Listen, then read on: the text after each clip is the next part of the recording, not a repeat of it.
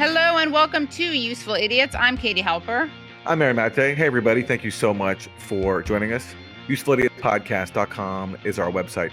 Go there, support the show, and get bonus content, including your weekly Thursday throwdown, your midweek dose of media madness. Such a good time. And also extended interviews. What's not to love? Give yourself that gift. Including this week on the show, we have an extended interview with a Pulitzer Prize winner. I believe this could be a first for Useful Idiots. Glenn Greenwald won a Pulitzer. Glenn Greenwald won the Pulitzer. Right? Yeah. Oh my God, we're going to totally alienate whoever else came on the show and won a Pulitzer. And if we're overlooking you, we apologize, and we will send you a bunch of roses. Do you remember when Marcos Moulitsas did that? Like, he sent hundreds of roses to Nancy Pelosi. I do remember that.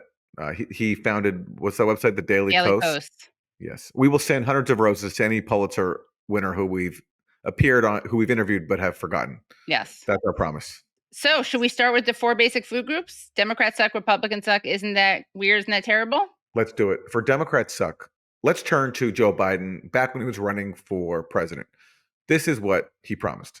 Trump is fighting tooth and nail to deny those fleeing dangerous situations their right to seek asylum in our nation.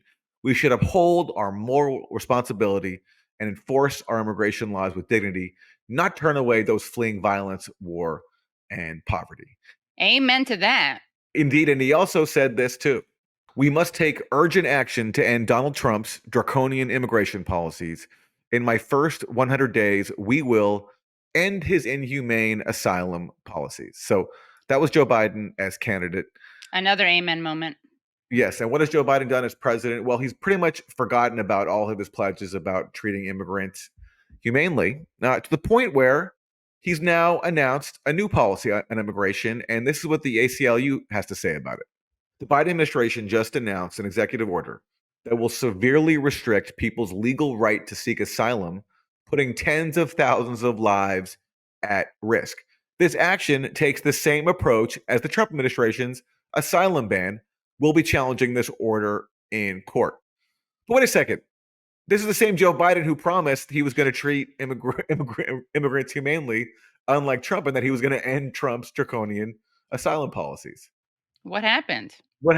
Yeah, well, maybe what happened is he's a Democrat, and Democrats never keep their promises, and they're just the world's biggest hypocrites. And they pander to people who care passionately about an issue that was used to whip up support against Trump, and then immediately embrace Trump's own policies.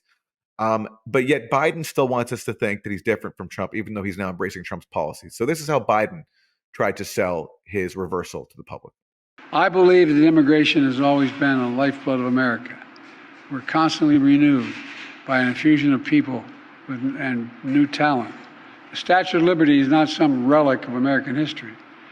It stands for who we are as the United States. So I will never demonize immigrants. I'll never refer to immigrants as poisoning the blood of a country. So basically, Joe Biden will not call immigrants names, but he will still deport them and deny them the right to asylum. Right. This is what we call necessary but insufficient. It's good not to accuse immigrants of poisoning the blood of our society. I'm gonna give Biden credit for not doing that, but it's not enough. That can't be your immigration policy. Your immigration policy can't be Trump, but nicer words. Yeah, exactly. Trump, but nicer words. He basically wants us to be impressed that he's not an overt bigot, just a de facto bigot in terms of his policies of denying persecuted people the right to asylum. And again, so many people are fleeing policies that Joe Biden has spent his career imposing, namely murderous sanctions on countries that the U.S. government wants to destabilize because it doesn't like their governments. And rather than take responsibility for that and stop the flow of migration by simply lifting sanctions, like stopping the blockade of Cuba, stopping the sanctions of Venezuela and Nicaragua, maybe offering some compensation to countries that were decimated by U.S.-backed dirty wars, Biden is doing the same old thing of demonizing immigrants by denying them asylum and adopting Trump's policies, even while he pretends that he's not Trump because he speaks about immigrants differently. I mean, I want to say that there is an effect that discourse has. Discourse has an effect on reality. I do think that when you're whipping up hate and xenophobia, that can have real impacts on people's lived daily lives, but that's not enough. You have to provide a policy difference. And what he's doing is tacking right, because he doesn't know how to speak to people about immigration in a way that appeals to people's anxiety and fear and real pain that people are going through. He doesn't know how to speak about it in ways that don't scapegoat undocumented people. Someone who was very good at that, I have to say, is Bernie Sanders, but Biden sucks at it. Well, and to be fair to Democrats, not all Democrats are behind Biden on this. Here, for example, is Ilhan Omar. We have a moral obligation to establish a just immigration system that welcomes and protects human beings, a system that upholds our values and offers a lifeline to those who are in desperate need. We cannot allow fear and xenophobia to dictate our policies, which is why I hope that the Biden administration will change course. We must stand up for the voiceless, the vulnerable, the innocent victims caught in this cruel executive order. So not all Democrats stuck. There's Ilhan Omar, remembering that Joe Biden promised to oppose the very draconian asylum policies that he's now embracing. It's pretty clear to me why Biden's doing this. He has a debate coming up with Trump. He doesn't want to be outflanked from the right by Trump on being anti-immigrant, because there is a sizable proportion of the country who've been convinced that this is a major issue and that the way to handle it is by denying people the right to asylum. And again, because nobody in the political spectrum will address the core issue of why are people fleeing and what can we do to mitigate that. And a major thing we can do is stop creating conditions that force people to flee by trying to destabilize our societies with murderous sanctions. Nobody will touch that because that's a bipartisan policy. When Trump tried to overthrow the government of Venezuela and destroy its economy, as he did with his sanctions on Venezuela's oil industry, Nancy Pelosi and all the Democrats stood up and gave him a standing ovation at a State of the Union. So because nobody will touch the U.S. policy of sanctions and other forms of coercion, therefore it's a race to see who can be more draconian towards the people fleeing the damage. And they know, they use the buzzword root causes. Kamala Harris, right, who's in charge of this issue, uses the buzzword root causes, but she never actually gets to the root causes. So A+ for effort. All right, what do we have over in Republican suck? So for Republican suck, the House just voted to pass a bill that would sanction the ICC, the International Criminal Court, over seeking arrest warrants for Israeli leaders. Here is House Speaker Mike Johnson talking about the bill, which he sponsored. The idea that they would issue an arrest warrant for the Prime Minister of Israel, the Defense Minister of Israel, at the time when they were fighting for their nation's very existence against the evil of Hamas as a proxy of Iran, is unconscionable to us. And as I said a couple of weeks ago, the ICC has to be punished for this action. We cannot allow this to stand. If the ICC was allowed to do this and go after the leaders of countries whose actions they disagree with, why would they not come after America? You already have leaders around the world in smaller countries who take issue with the things we do around the globe. Why wouldn't they then issue arrest warrants for the next president of the United States or any of our defense officials? Why not? We have to stand against it. We can't allow bureaucrats to make decisions about what we're doing and come and have this authority. So our legislation, which will have bipartisan support, will apply visa restrictions and economic sanctions to anybody at the ICC trying to investigate, arrest, detain, or prosecute protected persons, including U.S. allies.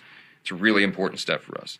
We know the president doesn't like to listen to us, but I hope that he'll listen to the members of at least his own party who are denouncing the ICC and calling for action. President Biden ought to recognize the danger of letting them pursue these illegitimate investigations and the need to sanction the ICC in response to that. So there he is saying the quiet part out loud, which is that the U.S. doesn't want to be prosecuted by the ICC either. To be fair, he's being honest. If the ICC goes after Israel, which they should also be going after the U.S. government. I also do want to give some shouts out to Democrats because 42 Democrats voted for this bill as well. So it's beautifully bipartisan. Just as they're complaining that Republicans don't respect the rule of law and the sanctity of courts, exactly, because people were on the Republican side were criticizing the verdict in the Donald Trump trial. These Democrats seem to not care about the sanctity of courts either, except in this case, it happens to come in one of the world's highest courts, and in the case of mass murder, which obviously they want to keep enabling. But yes, I've said this before. I hope that as Republicans keep saying it, that, if we allow this prosecution of Israel, then we're next. Lindsey Graham said it. Now Yep. Mike Johnson said it. Well, from their mouths to God's ears. Exactly. To the ICC's ears. And God's. In whichever order makes it more possible. Yeah. Agreed. What do we got for Isn't That Weird? For Isn't That Weird? Let's turn to presidential candidate Robert F. Kennedy Jr. When we last heard from him, he was disclosing that he had been diagnosed with a brainworm many years ago. He's a brainworm survivor. He's a brainworm survivor. Yep. Now, here he is discussing his appearance on the plane of one Jeffrey Epstein, the presumed late financier, mysterious person who was caught up in all sorts of strange intrigue that kind of remains fully And sexual unexplained. abuse. And sexual abuse, certainly, that's certainly not a mystery. Right. And so, like many famous wealthy men, RFK Jr. has been asked to explain why he was on Epstein's plane. And this is what RFK came up with. Yeah. So, and you run into everybody in New York. I mean, I knew Harvey Weinstein. I knew Roger Ailes. I knew O.J. Simpson came to my house. Bill Cosby came to my house. I mean, Aaron, do you mind if I respond to this as a native New Yorker? Sure, please. Yeah. So I did grow up in New York City, and I managed to not run into Harvey Weinstein, Bill Cosby, Epstein, and many other serial rapists. So it's not just New York. But you must have run into OJ, obviously. Oh, sorry, OJ. I didn't run into him either. You didn't run into OJ either? Well, what a coincidence that RFK Jr. happened to run into all these accused and convicted predators, and in one case, an accused murderer. Very strange. It's very funny because it's actually, I mean, when he first announced, I think he made this disclose that he had been on Epstein's plane on Jesse Waters on Fox News. And, it makes him sound presidential because Trump has been on the Lolita Express. Bill Clinton has been on the Lolita Express. But, there are ways to explain it, kind of. Yeah. But this is not the way to explain it. Maybe there aren't ways to explain it. I guess this is one of the worst ways. I'll put it this way. This is one of the worst ways to explain it by saying, no, don't worry. I also hung out with Bill Cosby and Harvey Weinstein. So it's cool. I don't discriminate. I hang out with a lot of sexual predators. If I was doing PR for celebrities or, famous people like RFK Jr. Dealing with Me Too scandals and nefarious associations, the first thing I'd say is, if you're trying to distance yourself from a sexual predator, don't name drop a series of other sexual predators. Right. That's the first thing I'd say. Yeah. Maybe he was just trying to show he's well-rounded and doesn't discriminate among sexual predators. I mean, he's post-racial, or he's colorblind. He hangs out with black sexual predators, white sexual predators, Jewish sexual predators, Goyish sexual predators. There's something beautiful in there. Well, the campaign season is in full swing now, so that could be a new campaign platform for RFK Jr. Sexual predators of all colors and creeds. Of all colors, yeah, united. So I should disclose, by the way, that I did go to a school that Jeffrey Epstein taught at before my time, which makes the fact that I never ran into him all the more impressive. Very impressive. All right, so for Isn't That Terrible, let's turn to Israel. A very heartwarming story about some very interesting people who are protesting in solidarity with Israelis. Let's take a look at I-24, which is an Israeli news channel. A large display of solidarity seen in the streets of Ashkelon in southern Israel.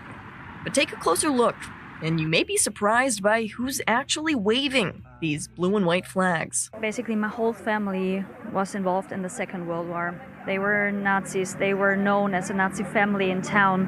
Hundreds of Germans with their own family history of anti-Semitism. It's very important for me to be here to say my family story because I'm a descendant of Nazi perpetrators.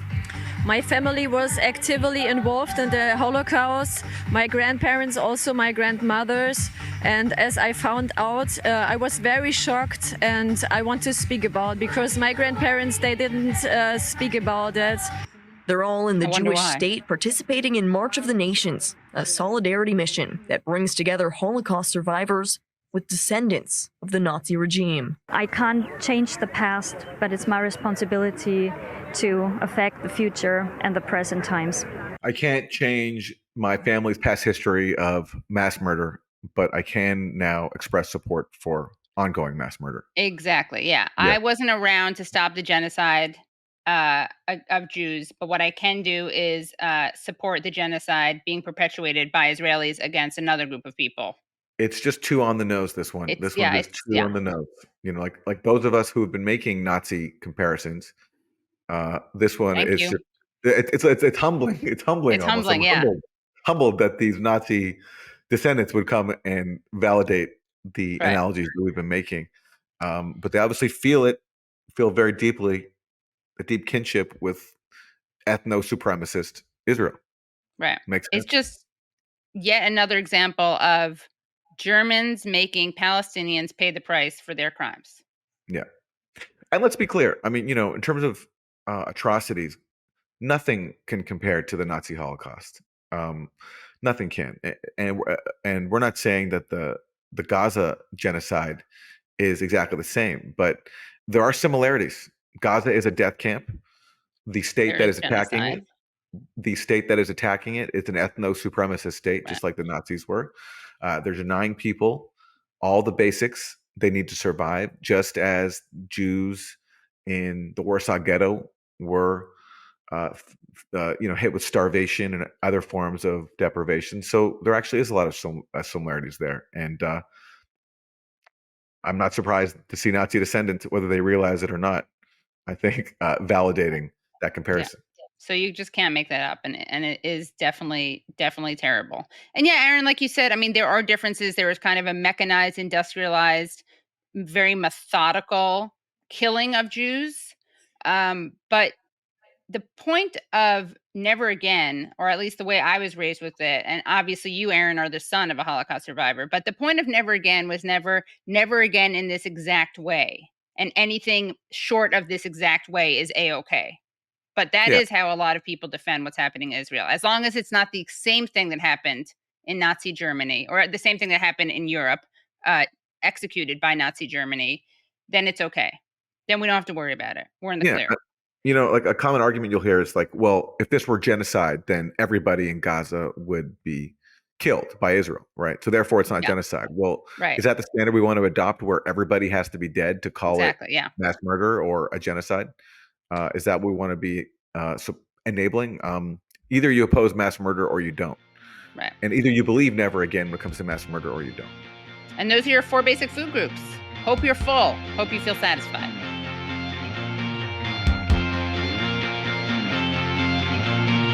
For this week's guest, we are joined by Nathan Thrall. He is based in Jerusalem, spent many years as a senior analyst at the International Crisis Group, and is the author of the book, A Day in the Life of Abed Salama, which recently won the Pulitzer Prize. Yeah, and it's really excellent. A Day in the Life of Abed Salama, Anatomy of a Jerusalem Tragedy. It tells a very moving story about one father searching for his son after a bus accident. And it's so good that I started reading it on Kindle, and I was so engrossed by it that I also bought the audiobook so I could listen to it while I was in transit, and because I couldn't wait to get back home to read it. So highly recommend it. All right, let's go to Nathan Thrall.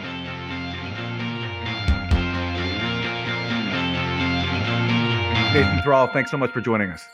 Thanks for having me. I want to start by asking you for your analysis of the confusion over the ceasefire on the table. Joe Biden gives a speech recently saying that the onus is on Hamas to accept Israel's ceasefire proposal.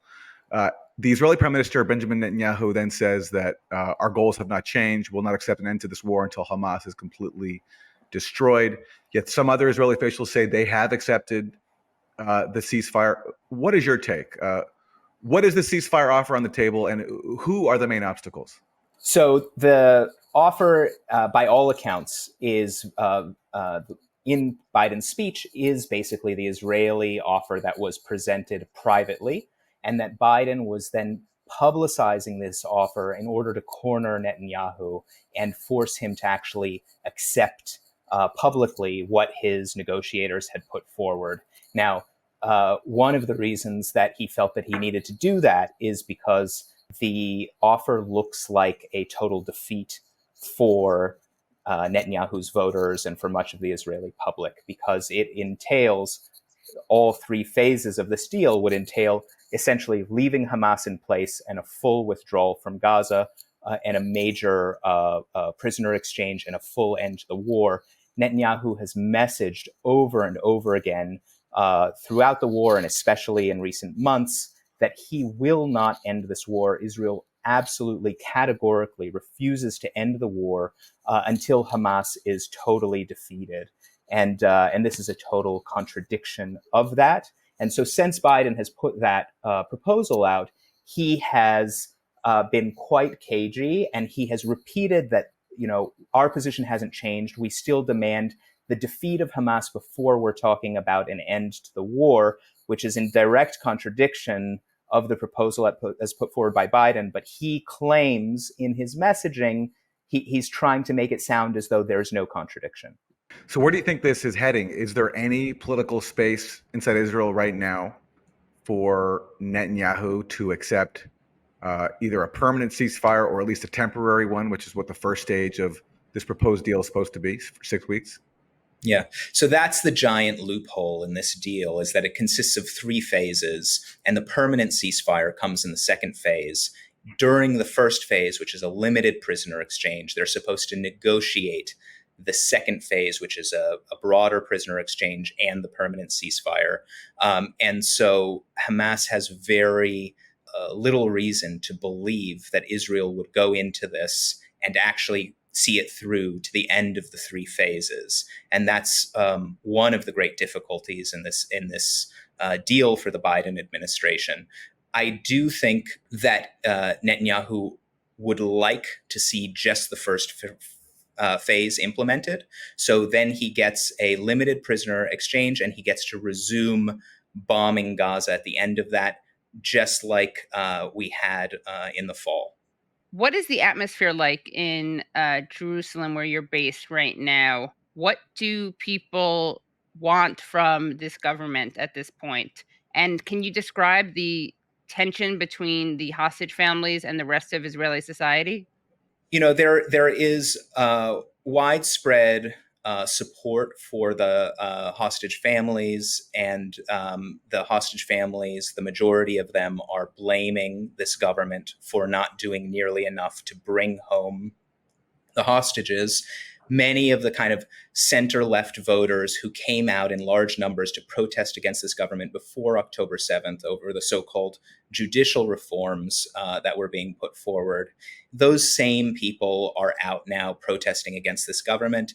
The messaging behind those protests is not entirely clear. They are calling for a return of the hostages. They're calling for elections. They're demanding that the government do more. But if you were to try and discern how they think a return of the hostages is going to happen, are they actually demanding an end to the war now without Hamas being defeated? That's not clear at all. And so there are separate protests, which are very tiny, which are about the dead in Gaza and end the war. And that's an entirely different phenomenon.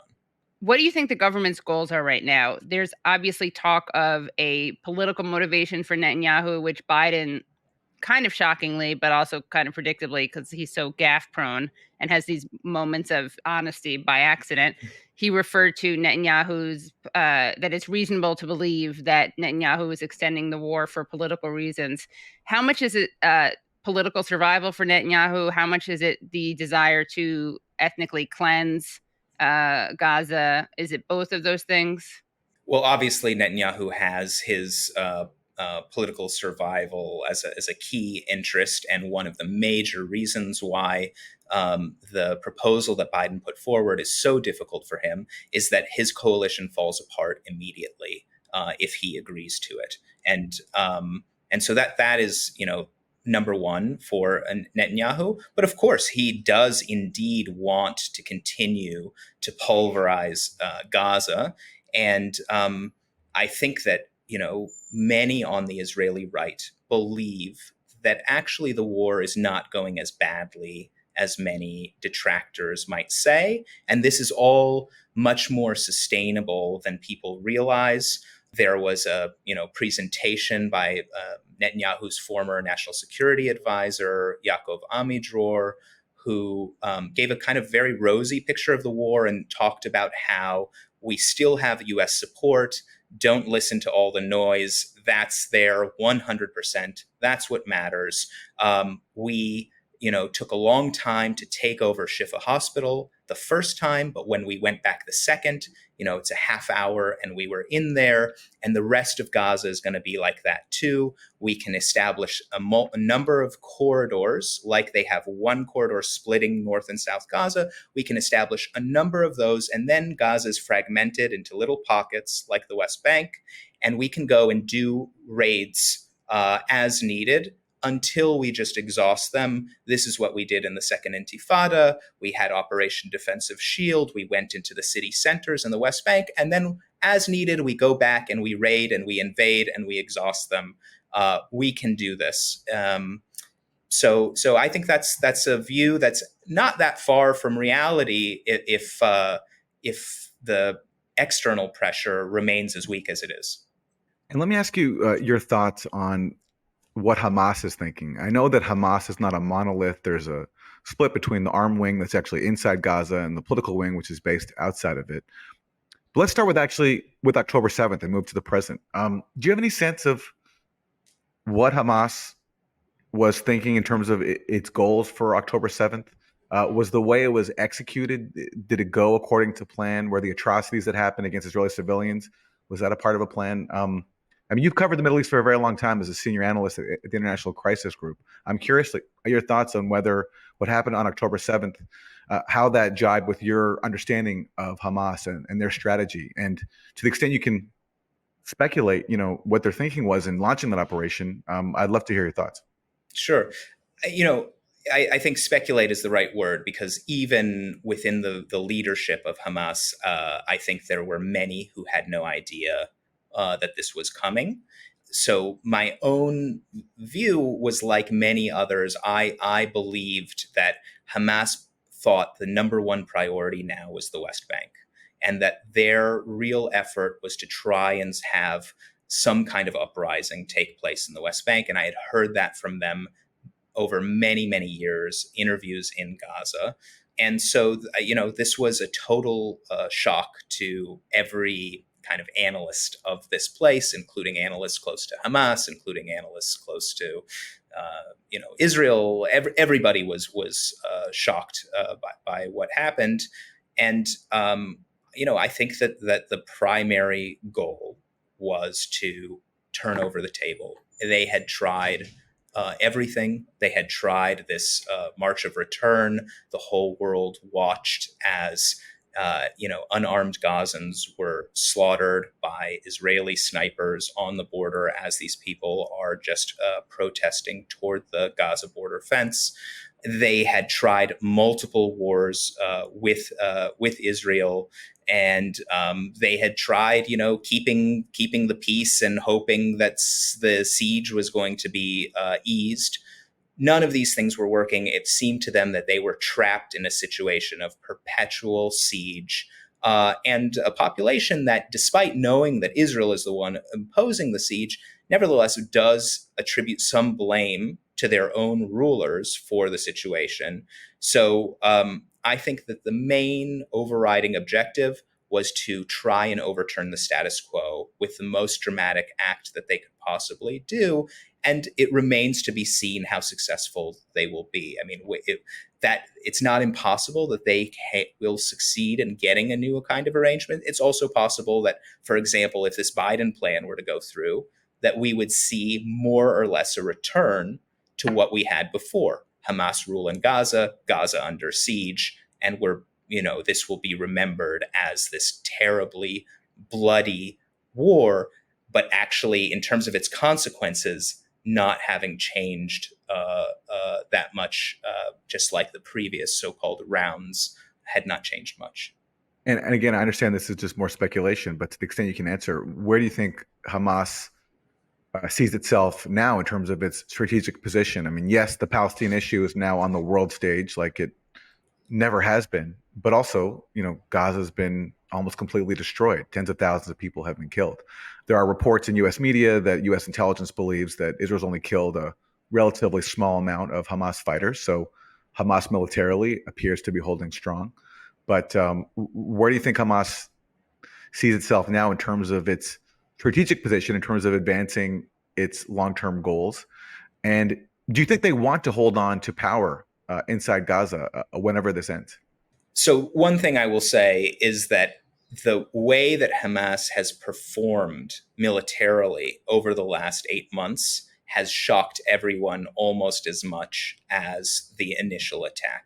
To think that the regional superpower, Israel, needed to be rearmed within weeks of this thing starting, and Hamas is under a total siege, an even tighter one during this war, deprived of food, water, fuel, electricity, and they are still fighting 8 months on, and areas that Israel declared that they had vanquished, they are still losing soldiers in those places. That I think everybody is utterly shocked at their ability to keep going in this way.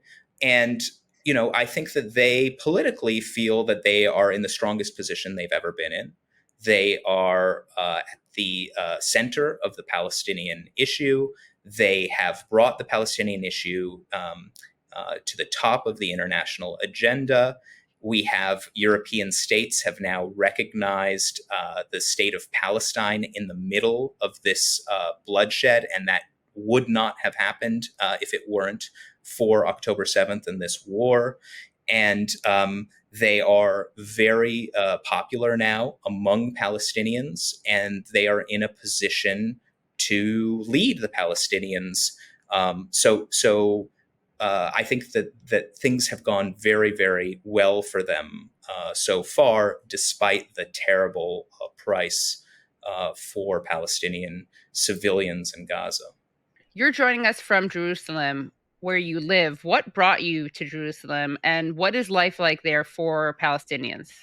So I was working as an editorial assistant at the New York Review of Books, and I did a reported piece from the West Bank. I was visiting with my then partner, and I did a reported piece on the U.S. training of Palestinian security forces and the project of so-called state building that was taking place in the West Bank.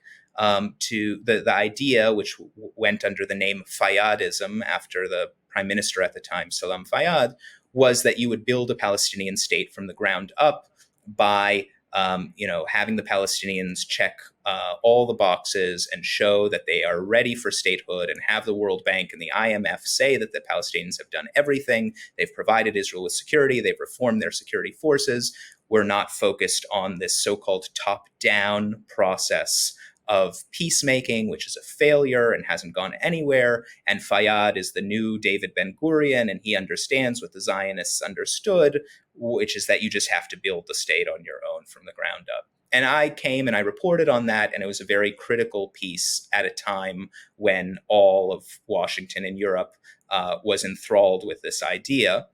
And basically, shortly after that piece was published, the head of the Middle East program of the International Crisis Group, Rob Malley, reached out to me, said he really liked the piece, said that his organization had been working on something similar and was soon to publish it. And would I like to basically do the same kind of thing for the International Crisis Group, the same kind of writing, but with a lot more footnotes. And I said, I was interested. He said, where in the Middle East would you like to go? And I said, Gaza. And within weeks of this article being published, I was in Gaza, living there, and writing my first report for the International Crisis Group. So that's how I came here. They liked what I wrote, and then I moved to Jerusalem permanently after that. The life for Palestinians in Jerusalem is highly segregated. This is one of the most divided cities in the world. You have, separate bus lines for Palestinians. You have Palestinian neighborhoods that Jews basically do not enter. You have Palestinian neighborhoods that are walled off from the rest of the city, although officially part of the city where Palestinians are paying municipal taxes and receiving virtually no services. And we're talking about not a small number of Palestinians, about a third of the population or more in Jerusalem that's living in these circumstances of having to go through a checkpoint every morning within the city. This is not a checkpoint separating the West Bank from Israel. This is a checkpoint within the middle of the occupied territories, within the middle of annexed East Jerusalem, from one part of the city to another, that Palestinians have to cross through to go to their schools and their jobs. And life for these Palestinians is miserable. They are living under a policy of deliberate neglect. People in these communities on the other side of the wall have no, sidewalks or playgrounds or really any basic services. They're burning trash in the middle of the street. The infrastructure is, for a much smaller population. So you have, for example, in the area of Shuafat camp, you have the major thoroughfare for about 130,000 people in a walled enclave is just one narrow road that's too narrow in some places for a bus and a car to pass each other. And so people are, spending hours just moving within this enclave or trying to get out of it to go to their jobs. And that's the policy in Jerusalem, a very deliberate policy of a shortage of thousands of classrooms, schools operating in double shifts for Palestinians, and what it leads to is many Palestinians wanting to move elsewhere, to move to the West Bank, to move to Ramallah, to some place where they feel like they can breathe a little bit more. The problem with doing that is that if you do that, Israel will revoke your Blue Jerusalem ID card, which allows you to enter the city. And so if you grew up, let's say, near the old city of Jerusalem, and you decided to move to Ramallah, Israel can strip you of your Jerusalem residency, and you'll never be able to go to your family home and visit your relatives near the old city. Just as a side note, I want to mention, Nathan, that you talked about being hired by Robert Malley at the International Crisis Group. Well, for our audience, it's important to know that he actually is a current Biden administration official, but he's been sidelined in a very odd classified documents case from his role as a special envoy for negotiations with Iran. And it's worth noting that Robert Malley is despised by a lot of people, right-wing, hawkish people in Washington, neocons, because of his role, for example, in negotiating the Iran nuclear deal, which Trump tore up and Biden refused to go back to. And also because he told the truth about the so-called peace process when he noted that, contrary to what we heard in the U.S. media, the Palestinians never turned down a so-called generous offer from Israel back in 2000 during the peace process negotiations at Camp David and afterwards at Taba. And Robert Malley was there actually working as a U.S. negotiator. So it's just interesting that the one person inside the Biden administration who's done work to advance peace, he's been sidelined from his job, and he's still, and this has been going on for months now. I don't know if you have any comment on that. If you're no, I know very little about that, but Rob is a dear friend, and we're all lucky that somebody as smart and talented as him has decided to work for the U.S. government for all these years. And maybe the U.S. government will let him work for them because they've sidelined him. But well, Nathan, let's talk about your Pulitzer-winning book, A Day in the Life of Abed Salama, Anatomy of a Jerusalem Tragedy. For those who are not familiar with the story, tell us about it and how you came to work on it. So the book tells the story of a tragic bus accident that took place on the outskirts of Jerusalem. I had just mentioned a particular community that's a walled enclave. The parents and the children involved in this bus accident lived in a walled enclave. The town is called the Shuafat camp and Anata, about 130,000 people surrounded by a 26-foot tall gray concrete wall. A fourth wall blocks them off on the other side that runs through a segregated road known as the Apartheid Road, with Israeli traffic on one side and Palestinian traffic on the other. The students at this school, the kindergartners, came from families who both had blue Jerusalem IDs that let them go through the checkpoint to enter the rest of the city, and also families that didn't, that had green West Bank IDs and couldn't enter the rest of the city. So rather than going to a playground or a play area just on the other side of the wall, they went a very long and circuitous route that all of the kids on the bus could go to the outskirts of Ramallah. And on their way there, they were struck by a giant semi-trailer that was on its way to a settlement quarry, was extracting resources from the West Bank and bringing them to a factory in the settlement industrial zone of Atarot in East Jerusalem.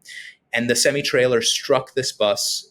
It flipped over, burned, and because this occurred on a road that is used almost entirely by Palestinians, it's in Area C of the West Bank, which means it's in an area that's under complete Israeli, not just security control, but administrative control. Israeli police give out traffic tickets on this road. But because it's a road that's used mostly by Palestinians, and because there is this utter neglect of the very large Palestinian population on the other side of the wall, it was more than a half an hour before the first Israeli fire truck arrived on the scene. And in the book, I tell the story of the crash, of the children, of the parents. The title comes from one of the parents, Abed Salama, who had a son on the bus and who was trying to just find out what happened to his son, where his son was. Abed does not have a blue ID. He cannot enter Jerusalem. He arrives at the crash and is told that his son could be at one Jerusalem hospital, at another Jerusalem hospital, at the military base just a minute up the road at the Ramallah hospital. And he cannot access any of those places except the Ramallah hospital, which is where he goes. He calls on relatives who do have the right color ID to go search for his son at Jerusalem hospitals. And through his story and the story of other parents and also Israeli first responders, the founder of the Israeli settlement right next to where the accident took place, the architect of the wall, which Israelis refer to as the separation barrier, through all of these characters who live these very segregated lives, very close to one another, but totally separate from one another, but whose lives do come into violent collision on this day, I try to tell the bigger story of Israel-Palestine through their eyes and their family histories. One of the characters in the book, which I highly recommend, it's an amazing read. It's very disturbing, obviously, but also there are parts of it where you're just immersed in people's lives and you get a sense of real characters as opposed to just victims. And one of the characters who shows up to help rescue people, Salama, is actually attacked by Israelis for criticizing the slowness with which they arrive at the scene, which I found maybe naively shocking, that on top of this tragedy, they then punished someone who tried to help rescue people. Can you talk about that part of the book? So Salama is a major hero of this event.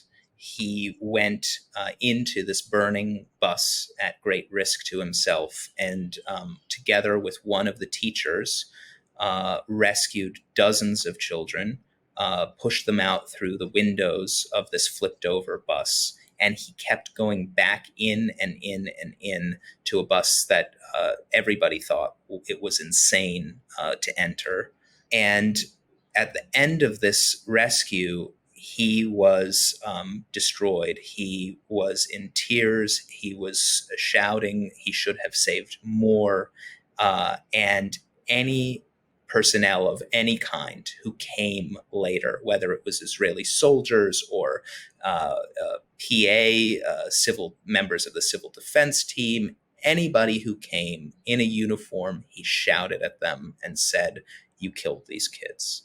And some soldiers began to shove him when he said that, and then they beat him so badly that he went sent from the accident site to the hospital for about a week. He was severely beaten, and he actually had a whole long ordeal after that with the Israelis, where he was trying to actually get some kind of compensation for the beating. And the Israelis threatened him about pursuing this case and said that he would no longer have access to Jerusalem. And he has a sick daughter, which is the whole reason he actually lives right next to the wall, is because he needed to bring her into Jerusalem for treatment all the time. Very, very tragic story. And he really, so many kids owe their lives to him. And have you heard from Abed recently? And how is he doing? And how has what happened in Gaza affected his life? So I speak to Abed all the time, and just spoke to him this morning. He and I were actually going to go on tour together, and we did go on tour together for this book. The book was published October 3rd. We were in New York. We were planning 6 weeks together in the US and the UK. And after October 7th, his town of Anata was shut down. As I said, it's surrounded by walls, and it has 2 exits, one of which he can't use because he has the wrong color ID. And so all it really takes is 2 soldiers at one exit to shut down the checkpoint, 2 soldiers at another to put up move across a couple of road barriers or a yellow gate, and that's it. You've trapped 130,000 people. 4 19-year-olds can trap 130,000 people like that. And that's what happened to his family. He decided that he needed to cut our trip short, and he went back to Anata to support his family. And the situation has been absolutely miserable in the West Bank since October 7th, in Anata in particular. There were periods during this time where there were nightly raids by the Israelis into the town, arresting people. They're still very frequent. Right now, I'm not sure if they're nightly, but they're still quite frequent. And all of the jobs have dried up. Every Palestinian extended family relies on jobs that are much higher paying in Israel and the settlements. And all but a few thousand of those have disappeared since October 7th. The Israeli employers have said they don't want the Palestinians to come. And so people are feeling choked economically. They're also feeling great restrictions on their movement. Abed told me that in all his life and experience of this occupation, these are the greatest restrictions on movement he has ever seen. Many other Palestinians have said that to me too. It can take hours to travel distances that used to take a half an hour inside the West Bank. And on top of that, you have a huge spike in forced displacement of Palestinians in Area C of the West Bank, killing of Palestinians with nearly 500 right now who have been killed since October 7th, and a great deal of settler and army violence that makes people afraid even to travel on the roads. I think the experience for a lot of Abed's family members who have left Anata and might live somewhere else is they just haven't even left their towns because they are too either deterred by the restrictions on movement or by the violence on the roads, that they have simply stayed wherever it is that they live. I attended a family, an iftar dinner several weeks ago, and his brother, who lives in Ramallah, it was the first time he had visited Anata to see his family. This should be a 15, 20-minute drive, and a place that he would visit all the time. It was the first time that he'd been there in 6 months because of all of the changes that have happened in the West Bank since October 7th. So the West Bank is obviously Gaza is suffering something much, much worse, but the West Bank is really in dire conditions right now. And for people who say Hamas broke a ceasefire on October 7th, what was the state of violence in the occupied West Bank prior to October 7th? So I don't recall the specific number killed prior to October 7th, but you already had a spike in violence of killing of Palestinians prior to October 7th in the West Bank. And what you really had was a huge spike in forced displacement. And so the UN in late September issued a report saying that in the preceding 18 months or so, more than 1,100 Palestinians had been forcibly evicted from their lands in Area C of the West Bank. And they were sounding the alarm over this. This was a major spike. And that number was surpassed in the first 6 weeks after October 7th. Another more than 1,100 were forcibly displaced in that short period because, again, all eyes were on Gaza. And Israeli settlers who are now, since October 7th, many of them in uniform operating as soldiers in the West Bank, were taking advantage of the opportunity to expel Palestinians. Since winning the Pulitzer for the book, you have continued to speak out. But I understand that not even the Pulitzer Prize has safeguarded you from cancellations. Talk to us about the reception to your book, but both the good and the bad. In the weeks after October 7th, about a quarter of the events that I had planned with Abed were canceled.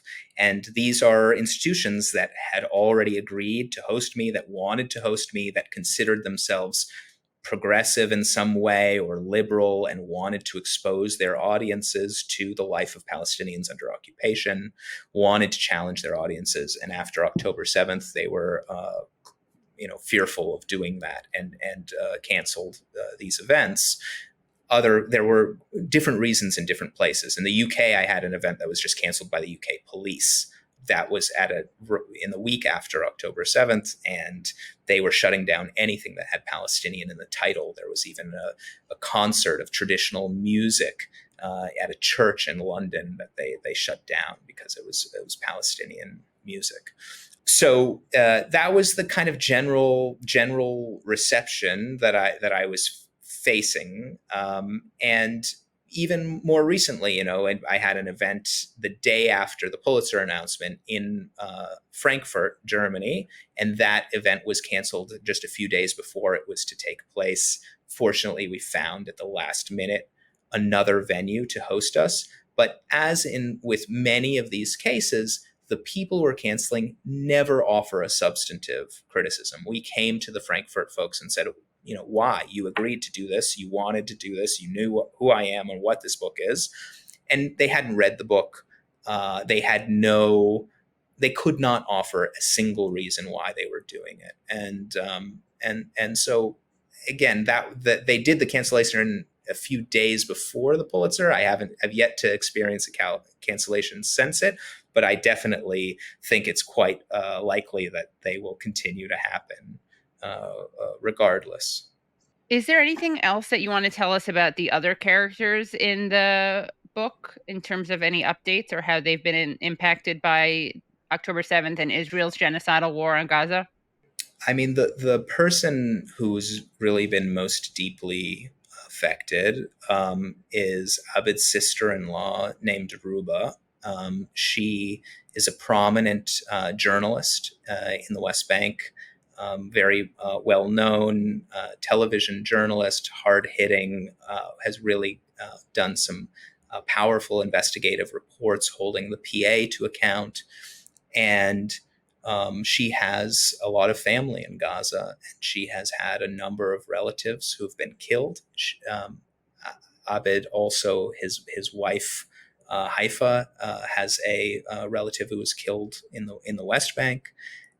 There is a lot of mourning happening all over Palestine. And it's just such a stark contrast to go and see, just the environment in East Jerusalem, which is totally quiet and a scene of mourning, and West Jerusalem, where life is going on as normal, with cafes are full, streets are full, traffic as bad as it ever was. And what is life like in Gaza? I mean, pre-October 7th. What was it like when you were there? So Gaza is really very different from the West Bank. It's a really, really urban place. It's a really it's full of life. When you're in Gaza, you just hear noise everywhere. I used to say that the cars move by echolocation. You're just like honking your taxi horn as you go around any kind of corner. And I found, I think partly sadly, because Palestinians in Gaza are so isolated, it was also just very different to be a foreigner visiting that place, because they were so desperate to meet somebody from outside. They themselves couldn't go. So this was a way to have some contact with the outside world. So, the embrace that you got as a foreigner in Gaza was unlike anything that you would get in the West Bank. And, Gazans, they're very innovative. They have a great sense of humor. Egyptians are famous for their sense of humor, and the Gazans are closer to Egypt, obviously, than people in the West Bank. And I've found that the spirit of Gaza, the spirit of fighting against Israel, of believing that there is a positive future for them, it is wholly unlike the kind of general depression, anomie that you have in the West Bank, where I think people feel much more hopeless and have felt that way for many years. In Gaza, I always felt like I was almost going back in time to an earlier era of Palestinian nationalism, where there was just a lot of hope. What do you think accounts for that difference? I think part of it is it's a historical difference in that Gaza has always led the fight. Gaza caused the biggest problems for Israel since the occupation began. Many of the founders of the Palestinian National Movement came from Gaza, including those who founded Fatah. One of the major reasons for that, I think, is that Gaza has so many Palestinian refugees. It's roughly 70% Palestinian refugees in Gaza, which that's the beating heart of the Palestinian national issue. And speaking of the state of the future, optimism, what the future holds, there's a lot of discussion about one-state solutions, two-state solutions. There's, of course, the possibility of status quo. What do you think could happen, and what do you think should happen in terms of that question? I have an allergy to talking about solutions for Israel-Palestine, because they are so distant, so fantastical. We are eons away from any situation where Palestinians either have a sovereign state or equal rights. These things are nowhere on the horizon. And so I have felt for a long time that the discussion about solutions and about one state versus two and confederation and all the rest has served to distract people from the real present day reality that they should abhor. And what that distraction has allowed people to do is to treat the present reality, the more than half-century long present reality, as though it's temporary. Like the real thing, we're going to reify some future scenario. That's the real thing. That's where our efforts should be. Let's debate the fantasy, the utopia, and let's not talk about this thing, which is, after all, it's only temporary. Clearly, it can't last. Clearly, it won't last. Clearly, Israel is going to have to choose either to give Palestinians citizenship or give them a state. No, Israel doesn't have to choose. It hasn't had to choose. It will require a revolution in the way that the world treats Israel for it to have to choose. And maybe we're on the road to that now, but it's a very long road. And what would have to happen? What kind of revolution would have to happen? Accountability. You would have to have a withdrawal of support for Israel in the form of arms, UN Security Council vetoes, protections in international institutions, visa-free travel to the United States, the EU association agreement that the Israeli economy depends on, ostracism, Israel not participating in FIFA. So many Israelis love soccer. These are the kinds of things that would affect an Israeli voter who, right until today, has basically paid zero price. And Nathan, as we begin to wrap, have you been surprised by how extensive the Biden administration has backed Israel's assault from day one? There was one pause on one shipment of weapons of 2,000-pound bombs. But aside from that, it's been unfettered support. Occasionally, Biden gets someone to leak that he's mad at Netanyahu. But in real life, it's just continued arming and enabling of Israel's mass murder campaign in Gaza. Has this surprised you, or is this consistent with U.S. behavior? It's entirely consistent with U.S. behavior. And in fact, the only thing that's surprising is that we are in this unprecedented reality where a U.S. president might potentially have a chance at losing a presidential election over siding too strongly with Israel. That has never occurred before. And so you see that we're in this novel situation where the president is trying to signal to some of his voters that actually there is more accountability than there really is. And actually he is behind the scenes, they're being tough with Israel. And actually, the safe space for them is, the West Bank. So, so we're going to do the first ever sanctions on a few violent settlers, a step I absolutely welcome, but it's a very small one when they should be doing a whole lot more.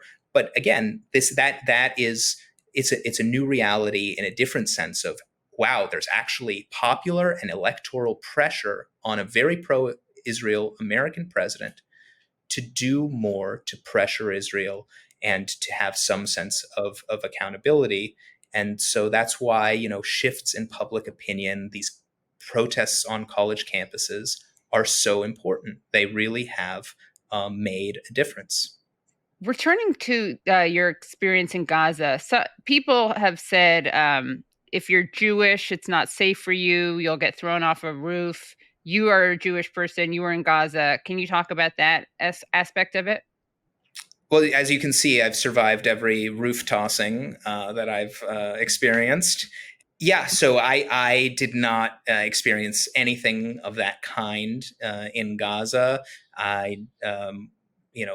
People in Gaza know that I am Jewish. They know that I'm American, which is the government that is supporting the siege against them, and now supplying the weapons that are killing them.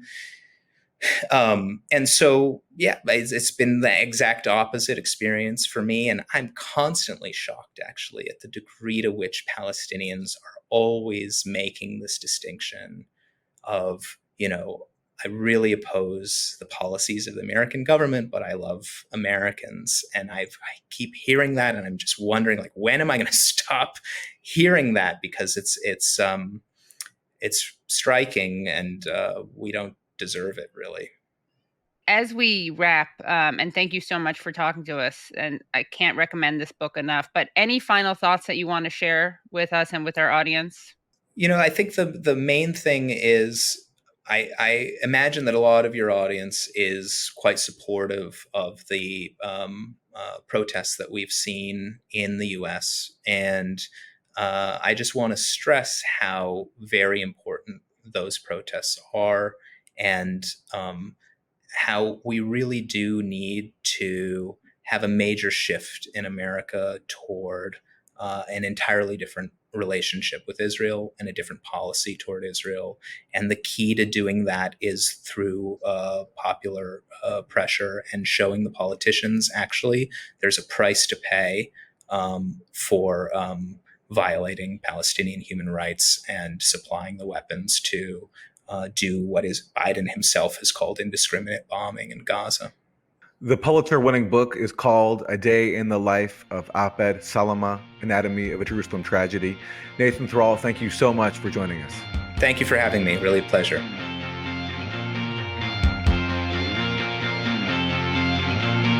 Well, thank you so much to Nathan Thrall for joining us. I always learn a lot when I hear him speak on this topic. He's very, very knowledgeable about Israel-Palestine, being based there and having worked so many years at the International Crisis Group, covering it as an analyst. And his book, we cannot recommend enough. There's a reason why even the Pulitzer Prize, which, often makes terrible decisions, had to go out of its way to acknowledge this book because it's just so powerful and really captured the essence of the Israeli occupation of Palestine. And so a very well-deserved award for Nathan Thrall. We're very lucky that he could join us. And also for our subscribers, and if you don't already subscribe, you're going to want to at usefulidiotspodcast.com. The extended interview with Nathan is fascinating. He talks about the future of a one-state solution or a two-state solution, why he actually doesn't want to talk about that, and also talks about being Jewish while being in Gaza. Spoiler alert, contrary to what you might hear from Israel supporters about being Jewish in Gaza, Nathan Thrall left unharmed and actually was treated very, very well. Yeah, much better than he'd ever be treated if he went to, for example, to a West Bank settlement. Right, by the settlers. Correct. And by his fellow Jews. Right.